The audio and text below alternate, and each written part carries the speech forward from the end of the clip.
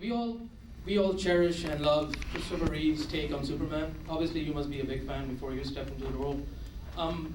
How would you describe your take on the character when you were first offered the role? Obviously, it's such an iconic character. It's one of the icons of American pop culture. No question, but I think it's the greatest, American pop culture icon. I think he really is. You take this person, it's a United States is a country of immigrants. You take a guy who's not from this country, this world, anywhere, and you raise him with small town American values. You pretty much have created the most powerful guy in the world with these small town values. He is pretty much the greatest American icon, I think. So Christopher Reeve was my Superman. So growing up, I was aware of the George Reeves version, and I thought that was cute and everything. But the first time I saw Christopher Reeve as Superman and watched him fly, I was like, oh my, that's amazing, and that was my Superman. So when I read Lois and Clark, I realized Clark was the main character, and the idea behind it was that Clark was the guy, and that's who he was, but Superman was the amazing things that he could do, and in order to maintain his anonymity, he created this Superman character, he and his mom, of course, because that's what moms do. And that was the idea, which was different than other incarnations, certainly different than the current incarnation. And so I looked at the character and the way he was written. To me, the Christopher Reeve version of Superman was kind of perfect. So that's the way I played my Superman. I borrowed liberally from Christopher Reeve, again, because that's my Superman. And then the Clark Kent was really much more along the lines of George Reeves. Because if you go back and look at his Clark Kent, he was a pretty dapper, pretty cool guy. There's a little difference in my character, because that was the real character, and he was a little bit younger and maybe a bit more naive, and the times were different. So I borrowed from Christopher for Superman, and I borrowed from George. So pretty much none of it was on my own. I borrowed everybody else's work. Dang it. My second question would be, what would you say if you were offered the role again? In the future, parallel kind of universe? Sure. I hate to answer a question with a question, but I suppose my first question would be, how much? Let's say more than Henry Cavill. The answer would be yes. Absolutely. You would do it for the money. I would do it for both. Yeah, absolutely. Well, it'd be great to reprise the role. I hadn't thought about that in forever, but listen, if they came to me to reprise the role, I think it'd be pretty amazing. And I would be a fool to say no. Thank you. Good question. Do you know anything that I don't know, by the way? Because if they're coming knocking on my door, I'll be answering that door. Talk to Warner Brothers. Good. Perfect. Hi. First, I wanted to say you're my Superman. Ah, thank you. All right. Second, my question is, I know I watched Lois and Clark, and they switched Jimmys pretty fast, but I was pretty upset with. How was it getting used to the new Jimmy for you? Truthfully, both Michael Landis, who was the first Jimmy Olsen, was a great actor, and Justin Whalen was also a fantastic actor. The truth is, it wasn't real hard to make the switch.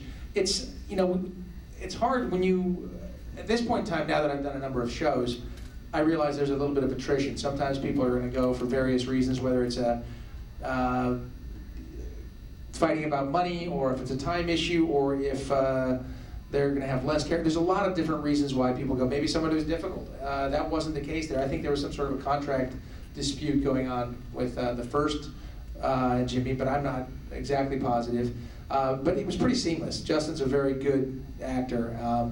And then I had enough on my own plate to worry about that to be too concerned. But he was really good. I loved both of them. Some of the people said, the first year that Michael Landis and I looked too much alike. So there were some comments about that. But I don't know if that had anything to do with it or not. But yeah, we also lost Tracy Scoggins after the first season, and some things moved around. So that's it's strange when that happens, but you see it on a lot of different shows. Thank you. It's okay if we finish the line out, Dean? That's fine with me. Okay, come on up. Step Sure. up. Hello. Ashley. Yes. Leigh. I remember. I watched Lois and Clark with my dad when I was younger, so it was like my first exposure to Superman. So I I just wanted to say that I really loved it, and I was also wondering in the pilot episode when Clark was trying in all the different costumes that his mom made, other than the Superman costume, of course, which one was your favorite? That's a really good question. One. Shame on you. The pink one. The pink one? Yeah. The pink one? Yeah. The one with the feather boa, but they took it out. That was a very funny scene. That whole sequence was a lot of fun. Yeah, the Superman one was clearly my favorite. I'd have to go back and look at the costumes because I can't remember, to be totally honest, because it was 25 years ago. That was a long time ago. So I don't recall. To be honest. That's the honest answer. I can't remember, but if I could see that whole sequence again, I could probably answer it better. I apologize. What was your favorite then? Pink one. Well done, Ashley. I had a question about, can you just tell us about the casting process of Lois Clark? Yeah. Sure. The casting, of which one? Lois and Clark, so for me it was a weird casting process because normally you go in, you read for something, and you find out within a day or that day, oh, they really like you, we'll be seeing something next week or we'll be doing something. You know, and when you're a young actor, you meet with a lot of casting directors, and then you develop a rapport with them, and you meet different producers, and you start to get known a little bit.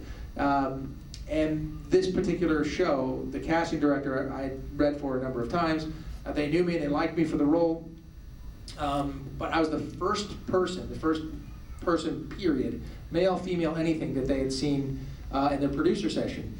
And that's a long way from getting the role, but I was the first guy through the door, and I had read the script the night before, because I got it the night before. And I thought, this is a pretty cool take on Superman and Lois and Clark Kent. And I sort of felt like I had my own little take on it. So when I came in the room, there was a guy named Robert Butler, who was the director, show creator, created a lot of shows, Hill Street Blues and whatever. He's the pilot guy. When he shoots the pilot, it usually goes to air.